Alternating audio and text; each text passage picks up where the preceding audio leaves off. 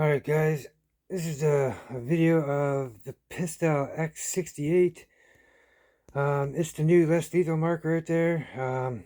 It's around anywhere from 55 in between to 45 joules, depending on CO2 and temperature, I guess, and whatever. But this one here is right out of the box.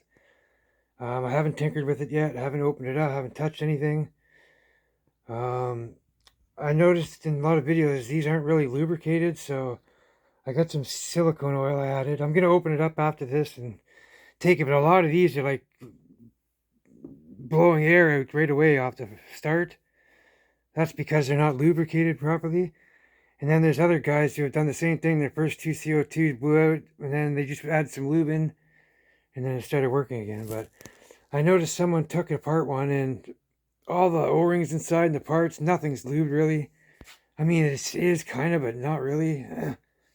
But we're going to do that after. But this is just basically a straight out of the box test. So I got the 12 gram CO2, and I got the Grimburg Joules, the V2s, 8 gram.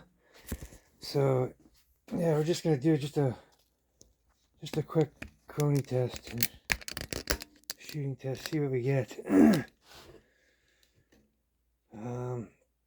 Yeah, okay, so I'll put the CO2 in and the magazine.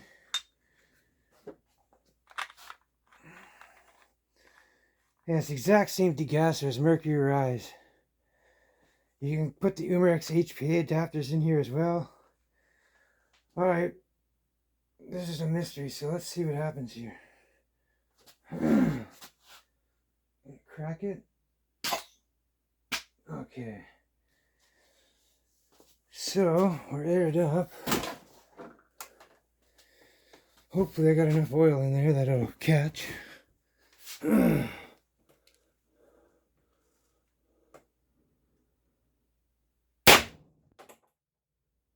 So 370. Not sure what that is right off the bat, but 360. Yeah, it's loud for a CO2 marker. It's got a kick too. Just a slight little kick. So we're at 342 and we're in October, so I'm down in my basement. It's a bit cooler than what it is outside, so yeah. 330. Oh, I didn't put one in the breech. Shit. This is a 6-round magazine, and then you can put one in the breech, then insert the magazine, and then you get 7 shots. But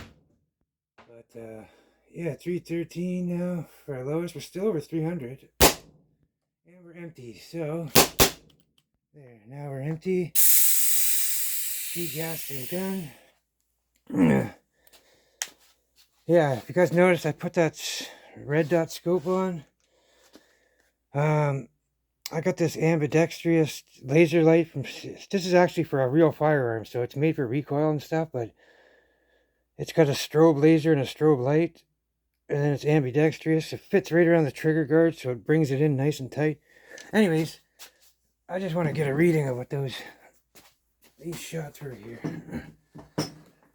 Okay, so I don't remember what the first one was. 313, 821, 330, 342, 360, so 370 and 360. 370 and 360.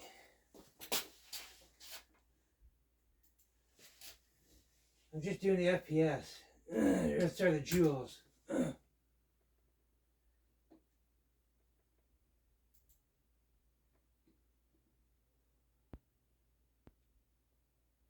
Oh, that's weird. Okay, my FPS code red is down.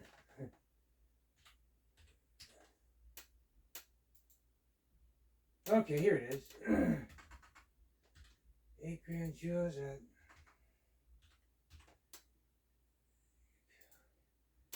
so yeah, we're getting 50 joules.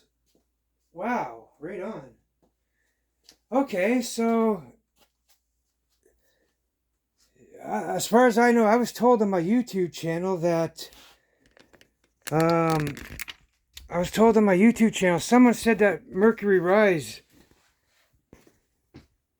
tinkered with them or something, with their 100 copies that they had with the intro busters, which a lot of people have already tested and shot, and other people are claiming 50 joules. Because a lot of these Pistelle X's are not really hitting 45, or sorry, the 50 mark or 50 plus mark off the first. And but then again, as the more videos come, we're starting to see them hit that. So mine's hitting 50 joules, as you can see it. If it's over 50, where it says 61, I always round it off. So I'm going to call this 51 joules.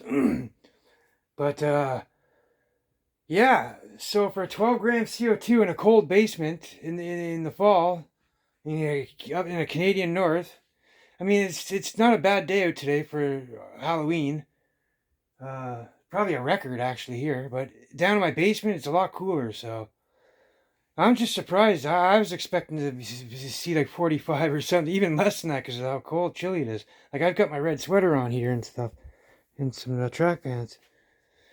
But yeah, guys, there you have it. 370, 50.61. So, 360. I mean, 48 joules, the second shot come out at.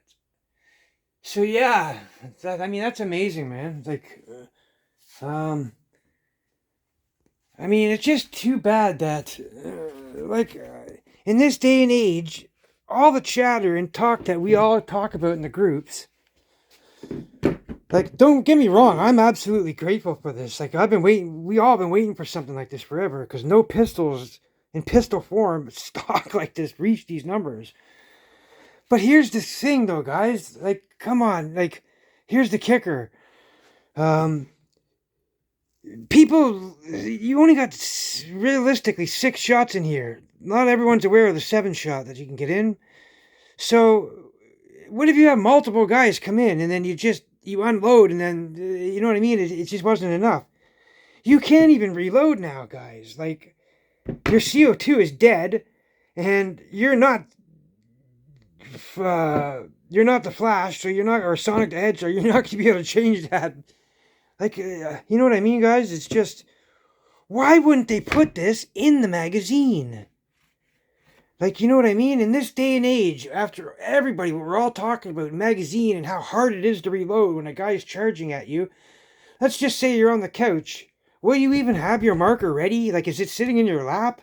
Do you have motion sensor cameras? Because if you kick somebody's door in, you're about 8 to 10 feet away from them if they're in the couch sitting down. So they charge at you, like, are you ready? Now, you know what I mean? Like, 7 shots, it's just, you don't have time to reload after that. So, like, all you guys out there, the designers and stuff, if you plan on making a new marker, please add that together. Like, even a little bit longer. Like, I know, it's hard. It's a lot to ask for. Like, this is great alone. And the fact that it's really bulky, it's not really as concealable as people are saying it is. Because, like, if you look at the video, my prior video to this, I show it in my waist strap with just a t-shirt on and a sweater, like a really thick Under Armour sweater, hoodie. And you can see it, you can tell that you're packing, so it's not really, I mean, the thicker your clothing it is, it's not only that, too. Plus, I'm slim, so I don't have a lot of the meat and cushioning where it can sink into and hide better. Where, like, the guys who carry more weight, they have a little bit of indent cushioning. But I don't have that on me, so, like, skinny guys won't be able to conceal this like the bigger guys will. But, yeah, guys, like, I'm not complaining. Like, I think this thing is great. Like, this is what I've been waiting for. Something that shoots 50 joules right out of the box in a pistol form. It's just, I mean, I don't think they're ever going to be able to make something that powerful it's in a concealable size. I mean, 68 cal, you got the big barrels, you got the big CO2 chambers, like that alone takes up a lot of space.